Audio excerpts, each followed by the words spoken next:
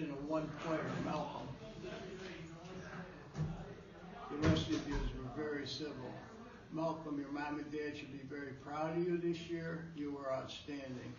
You only mentioned old timer about 12 times this year. That was cool. Now, I could pick a few other guys, like, for example, Evan today. I told him, listen, Evan, I'm going to hit you some ground balls. He says, Coach, if you hit ground balls, I wouldn't get a workout. That, and the guy who really this year won the prize was Dominic, who's not here because he knows I don't get mad, I get even. Dominic, you remember when we did that, the mental aspects of playing the game? Okay, at the end, he comes up to me and says, hey, Coach, great job, you didn't fall asleep.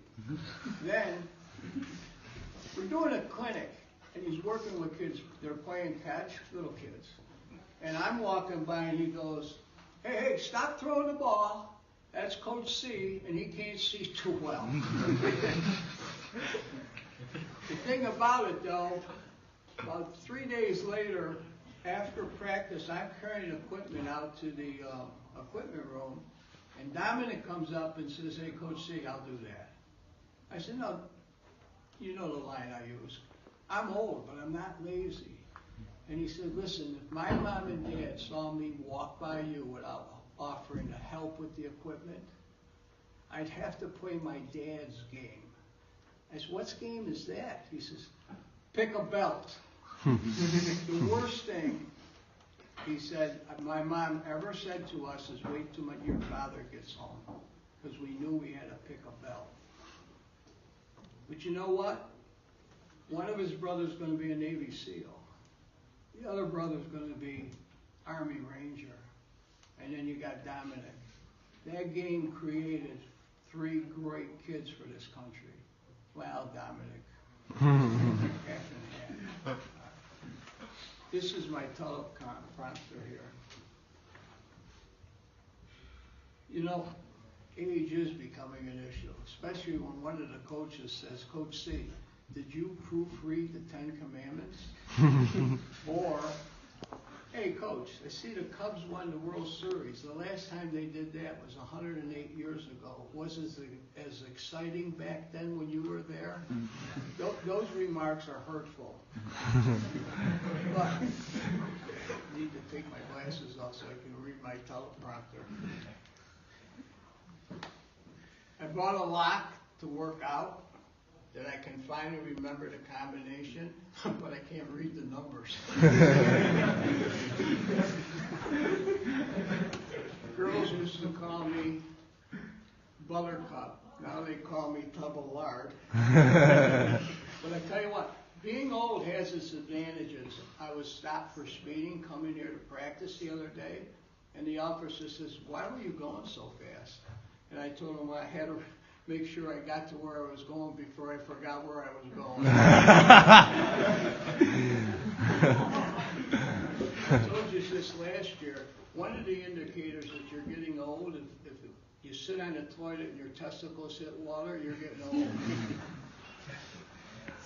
My doctor tried to explain to me aging, and he says, you can use your penis as an example. When you're 20 to 30, you're a maplewood tree. Hard as a rock, totally functional. 30 to 40, you become a willow tree, a little limp, but still functional. In your case, Coach, you're a Christmas tree. The roots are dead, and the balls are just for decoration.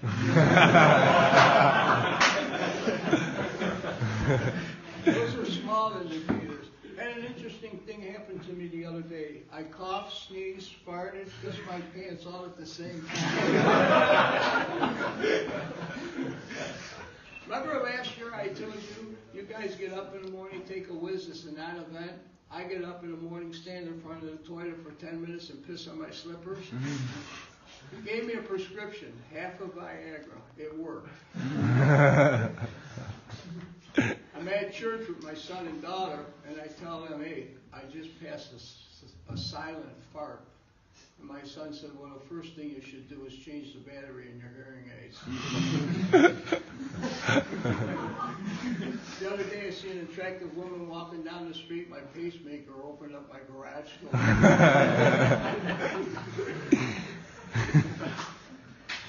I go upstairs and I totally forget why.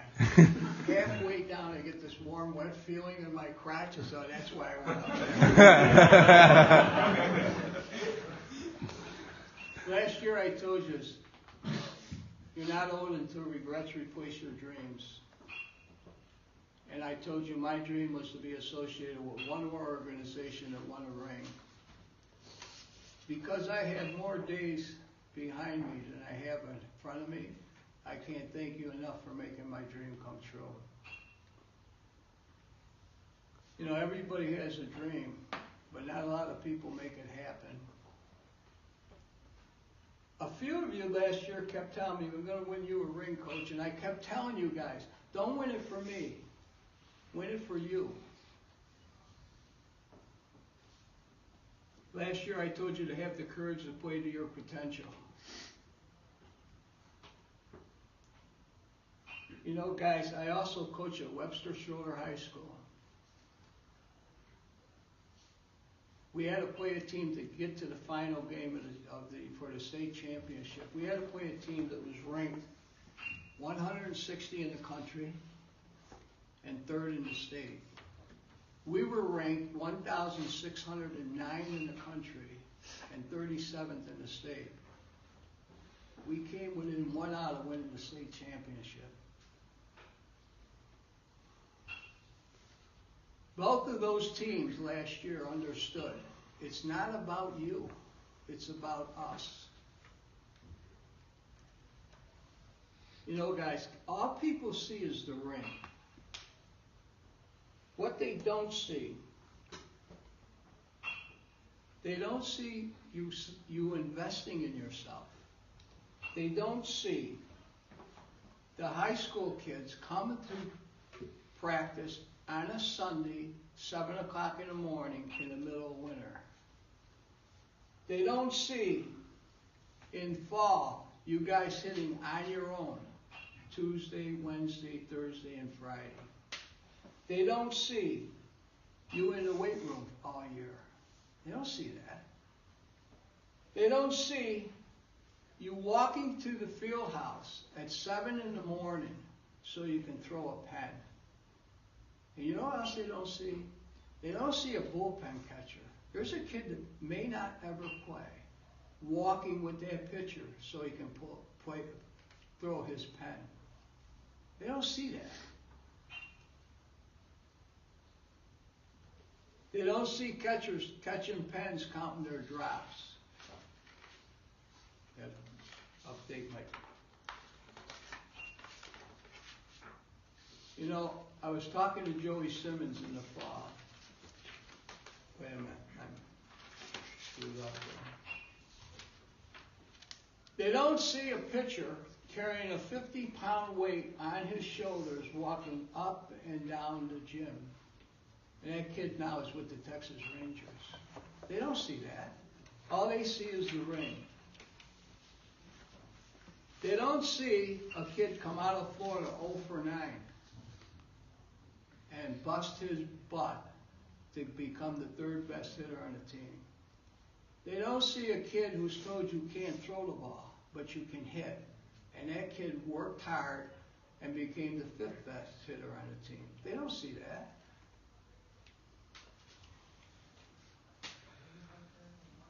The thing that made you guys better is you never complained. You never complained about me yelling at you. Play catch with a purpose. Do it with excellence. You never complained about Coach Potter's working us too hard. You probably wanted to, but you never complained. You kept working hard.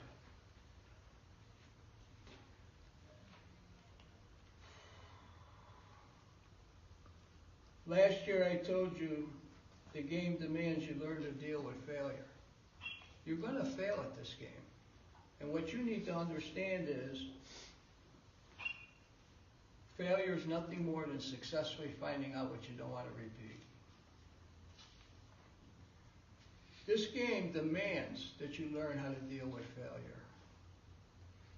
What I love about it is, you get 10 runs, I get 8. You win, I lose. We don't redistribute runs so that we both have 9 and we're both losers.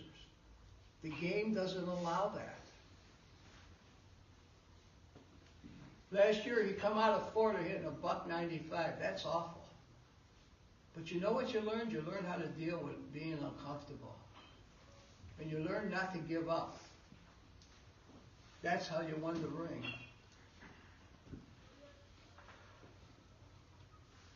Guys, you got to remember something about this game. Don't get up. Don't get down. Stay in the middle. And always be positive. Always be positive. One of the things that club did last year,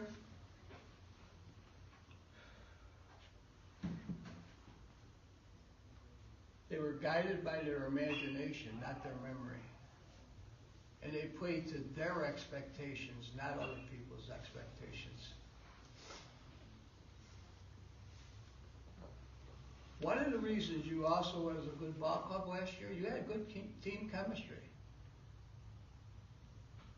I asked Joey Simmons, what was it about last year that made the club so successful? He said, we had good team chemistry. Guys, we can't coach that. We can talk to you about it, but you have to generate good team chemistry. And then one of the things Joey said was, we liked one another. So I asked him, of all the kids on that club, all the All-Americans, all the All-Empire 8 kids, who do you remember the most? You know who he picked? Tommy Klein. You know what he told me? Because Tommy Klein worked hard and he prepared himself for whatever we asked him to do. And he always came through. Not with the big things. We needed a sack bunt, he got it for us. We needed a base hit, he got it for us. He always worked hard at practice to be prepared for when Coach Pollard called on him to do something. That's pretty impressive that Joey remembered Tommy Klein. Let me tell you something about coaching. You got good coaches, you got fair coaches, and you got bad coaches. None of them can make chicken soup from chicken shit. You understand what I'm saying, guys? You better internalize, there's no chicken shit sitting in this room. You better start believing that as of right now. And it's guys like you that make me hopefully look like a good coach.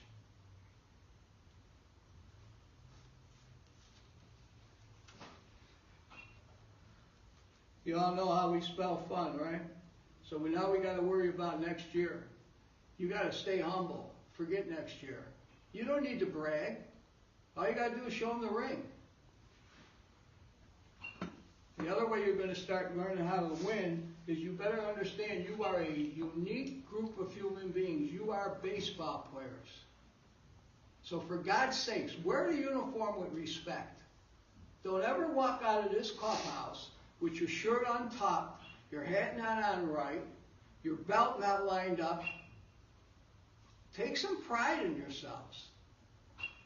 And you better understand something. There are kids that look up to you. So if you got a high schooler here watching you play, and you come out with your shirt untucked, your hat all goofed up, and if you see a teammate that's like that, tell him, put your hat on right. It's not a big thing, but respect the game. You better believe winning is important. There is no substitute for victory. None. They don't have a parade for the club that loses in the World Series.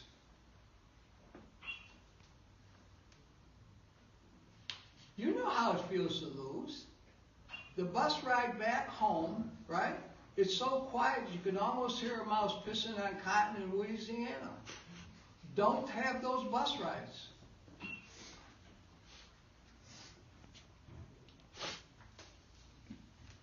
constantly tell yourself the desire to win makes me work harder. And working hard is what's going to make you successful. Did you ever notice I never tell you good luck? Good luck is the results of proper preparation.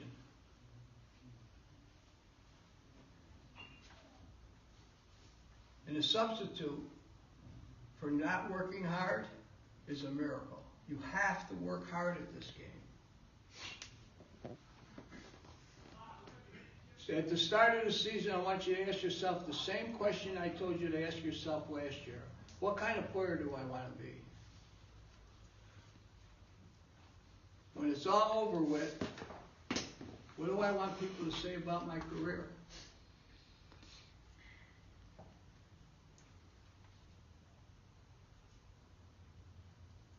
I've told you this a million times. Play the game with excellence. Do the little things perfectly. That means middle infielders give the sign to the outfield, especially if we got a play on. Those little things is what separate good clubs from great clubs. Do the little things right. Branch Rickley, look on those filling machines and you'll find out who he was, said this. Remember this, guys. Assuming will kill you. Don't assume that routine ground ball, they're going to do the 5 things they have to do to throw you out. Don't assume that lazy fly ball, they're going to catch it. Don't assume the kid ahead of you is going to stop at second base. Don't assume those things. Play the game a pitch at a time, an out at a time, an inning at a time. And when that pitch is done, forget it. It's over with. You can't relive it. The other thing about, and this I got from the video that Dom said I didn't pay attention to. When you stop and think about when you have to have total commitment and be in the moment, you're going to have to probably face 25 pitches a game. And if you focus for 15 seconds a pitch, that means for 6 minutes out of that game, you have to have total, complete concentration on that pitch. As an infielder and an outfielder, you got to concentrate roughly about 150 pitches a game.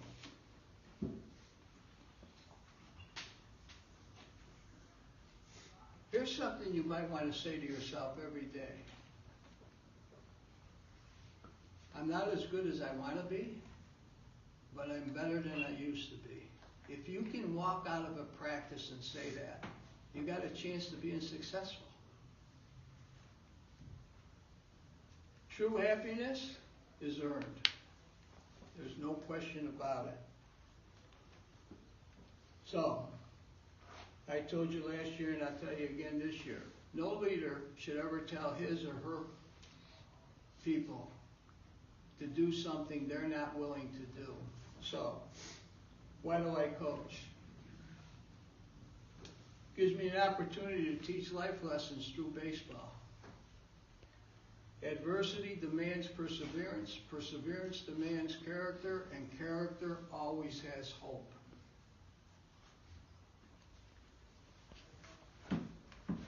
Playing baseball tests how well you're going to deal with adversity.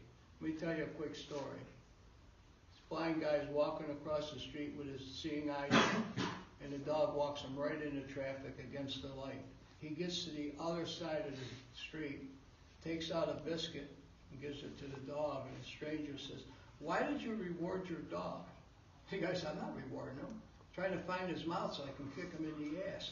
That's the way you address adversity. Don't let it affect you. Just keep working. I got 2 rules. Rule 1, never, ever quit. Rule 2, never forget Rule 1. Let me tell you a story. You all remember what the Patriots did this year, right? Let me tell you what this club did a couple years back. They were losing 9-0, bottom of the 7th inning. We pick up 2 quick runs, and then we pick up 2 quick outs.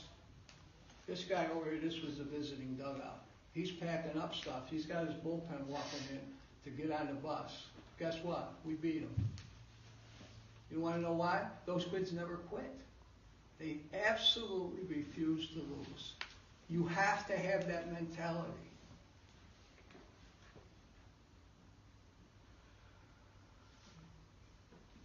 The other reason I coach is helping other kids become successful teams that accomplish something. And you know, the real reason I coach, where else would you meet a greater bunch of people? Just think about it. Where else would you meet a greater bunch of people? Right here, in this clubhouse. Here's what I'll miss about coaching. I'm not going to miss the trophies. What I'm going to miss is the coaching. What I'm going to miss is teaching you people life lessons through baseball. I'm going to miss that. Yeah, I'm going to miss the coaches busting my chops, and quite frankly, I'm going to miss you guys busting my chops. But most important, I'm going to miss you guys.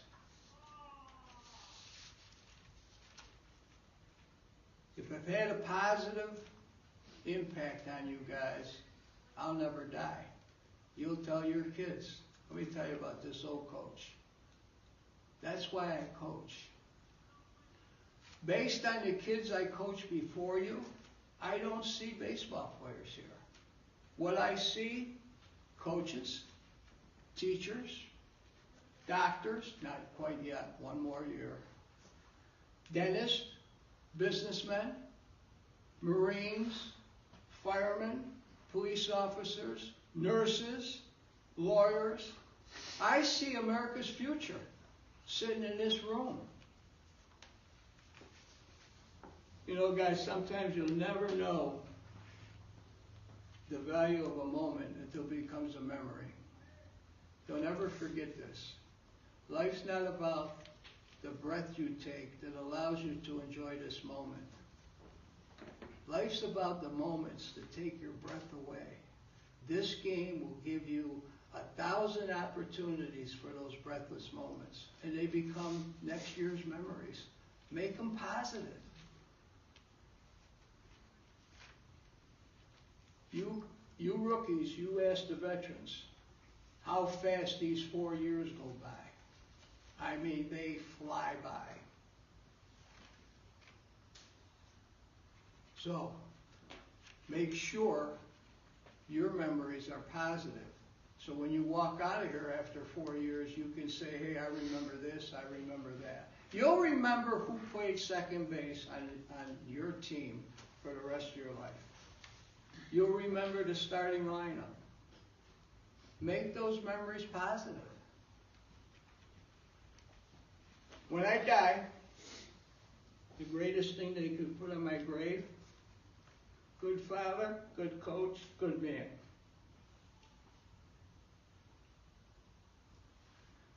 Listen, I don't want you to think about winning the national championship. What I want you to think about is winning one game. The game you're playing today, and the national championship will take care of itself. Guys, you don't get what you want all the time, but you usually get what you deserve. And by God, you deserved that ring last year because you worked hard. Muhammad Ali said, people will forget what you said, they will forget what you did, but they'll never forget how you made them feel. I hope, as your coach, I've made you feel you're capable of being national champions.